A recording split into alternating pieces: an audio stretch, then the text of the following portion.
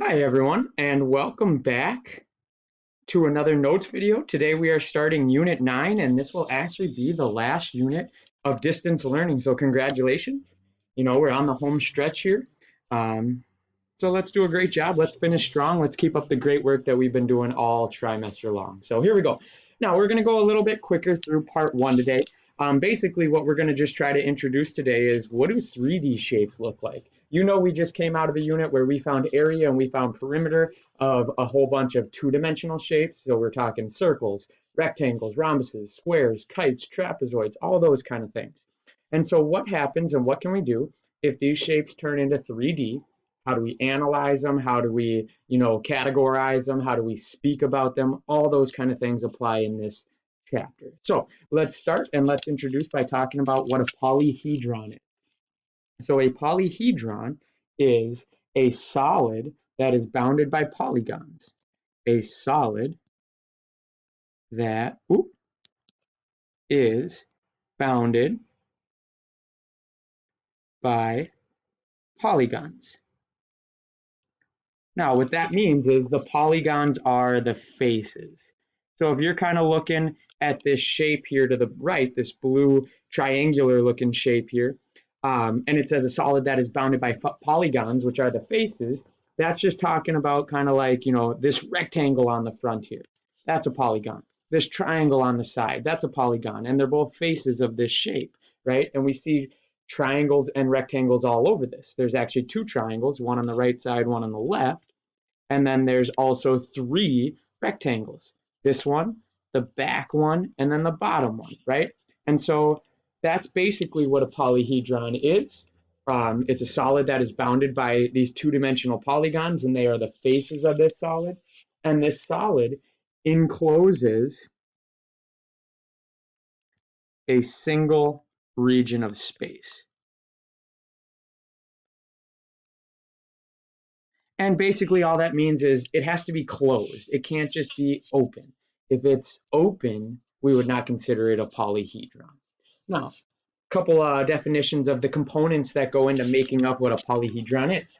A face is the sides of the solid. And remember, these are polygons. So essentially, they are just two-dimensional shapes with straight lines that are connected everywhere. They're closed. And then those get put together to make up this bigger three-dimensional solid. Now, what an edge is where two sides meet.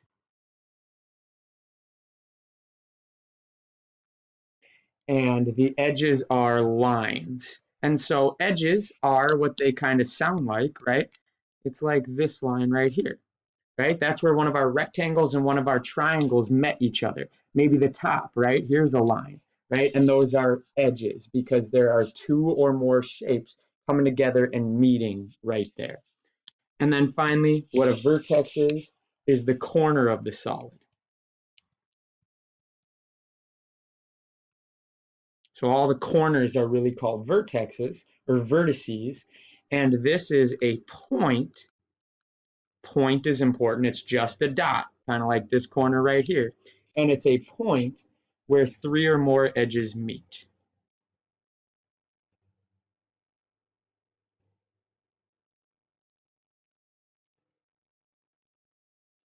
It's a point where three or more edges meet.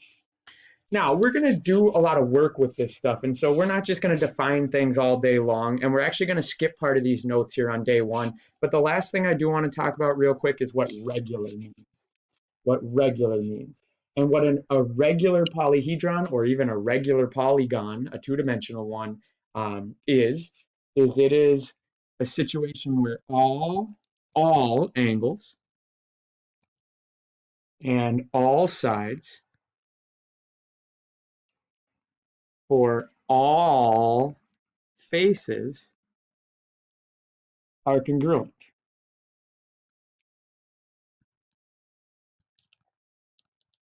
So when you look at a solid or any shape for that matter, and all the angles and all the sides are congruent to each other, they're all the same length, they're all the same degree measure, then it is called regular. And so It's when, again, all the angles and all the sides are the same. They are congruent. And when this occurs, you'll generally see tick marks or arcs in the angles that will show that. So you'll be able to tell whether things are regular or not. All right, so this is a great start for trying to just understand the definitions of these 3D polyhedrons. All right, so now let's just start working on viewing them, drawing a little bit. So we're going to skip convex and concave. We're going to skip problem 1 and 2 here. Whoa. And we're going to skip problem 3 and 4 here. And we are going to go straight to apparently blank. All right, here we go. This table. And so what we're going to work here is they have given us a solid. We're going to name it so we get comfortable with that. But then we're going to talk about what's the base of this solid and how can we draw it. And then how can we find the perimeter of that base and the area of that base. Now, we should be fairly good at this because we just came out of a unit where we found area and perimeter of two-dimensional shapes over and over and over again. And so that's really what we're going to do here in part 1. The difference is this draw base part. We're going to see a 3D shape here. And so it's not going to be obvious as what's the base, what's this 2D thing that we have to analyze. We're going to have to see that and then draw it and then start analyzing it. And so that's how we're going to take and tie in last unit stuff into the introduction of this new unit. Now, let's talk about this. So this first shape looks kind of like a box, right? And so we would call this a rectangular prism. A rectangular prism. Now, prisms and pyramids are what this whole unit is about. We're going to talk more about that as we move forward. But that word that comes first, rectangular. We name it a rectangular prism because we name all of these 3D objects by their base, by whatever shape the base is. So the reason we call this a rectangular prism is because the base is a rectangle.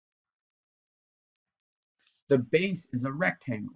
And so, again, it is called a rectangular prism because the base is a rectangle and we have two bases opposite of each other that are congruent. We'll get more into that next part 2 here. But again, we just always want to remember that we name these solids based off of what our base is. And that's crucial in this problem because step 2 is draw the base. So if we know the base is a rectangle, makes it easier to draw that. Now, there are rectangles all over this object. Everything's a rectangle in a rectangular prism. The left and right walls are rectangles, top and bottom, front and back. They're all rectangles. So in this problem, let's take the base to be the bottom rectangle. All right? And so if we draw that here, we're going to be drawing a rectangle. And on the left side, I know that that is 3. And on the bottom here, I know that that is 6. And that's going to be huge because in a rectangle, once we know the sides of the rectangle, right, we can figure out perimeter and area of that rectangle, which is what we want to do here in step 3 and step 4. Now, one thing to remember about rectangles is left and right side are the same, top and bottom are the same. So if the left is 3, that's 3. If the bottom's 6, top's got to be 6. So for perimeter, we are simply doing 3 plus 6 plus 3 plus 6, which is going to tell us that our perimeter is 18 centimeters in this problem, right? We want units, 18 centimeters. Perfect. And then for area, this is a rectangle. Remember, we need area formulas. So for a rectangle, our area is always going to be base times height. So in this specific rectangle, that'll just be a 3 times a 6, or a 6 times a 3. And 6 times 3 is also 18. But this time we have square units, so we're going to go with centimeters squared. All right, so that's problem number 1. Not too bad. So let's move on to problem number 2 now. Let's move on to problem number 2 now. So on this next one, whereas in the first one, all we saw was rectangles, so we knew it was a rectangular prism. In this next one, we see triangles on the front and on the back, and then rectangular walls that connect those triangles. And so what this is it's a prism again. Every single 3D shape that has rectangular walls is always a prism, which means that those other 2 shapes, which is our triangles, is going to be our bases. And remember, we name all of our 3D shapes by what base they are. And so we call this one a triangular prism. A triangular prism. And that's crucial because, again, we name these shapes based off of their bases. And so now that we know it's a triangular prism, we're able to draw a triangular base, right? And so here we go. And one thing you'll see when you look over here are 3 tick marks. And so we know the bottom is 10, but since the tick marks are in all 3 sides of this triangle, we know all 3 sides are 10, which is awesome because when we go now to perimeter, it's as simple as 10 plus 10 plus 10. And so our perimeter for this triangle, which is the base of our triangular prism, is simply 30 centimeters. Now, it's a little bit more complicated to figure out the area of the base. The reason is area of a triangle is base times height divided by 2, right? And so if you look back at the drawing we've made, and I'll change colors now.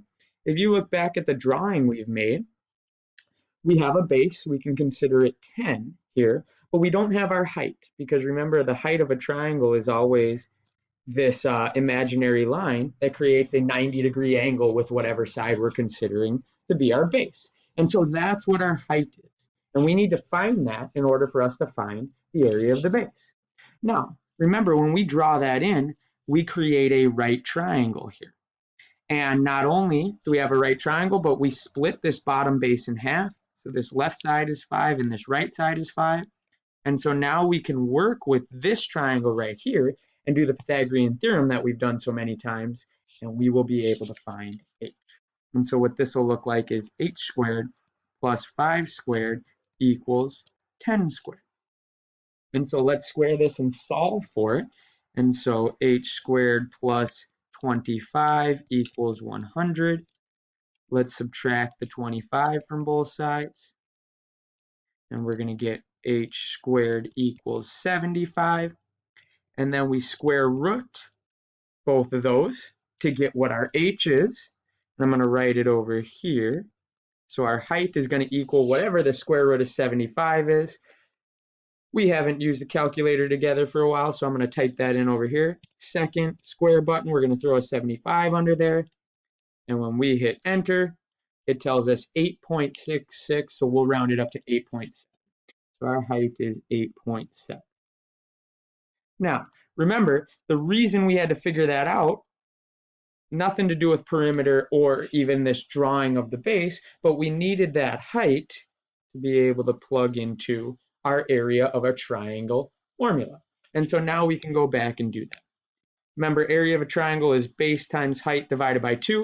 Our base, right, our bottom side is 10. We just solve for our height, which is 8.7, so 10 times 8.7, and then we have to divide that by 2.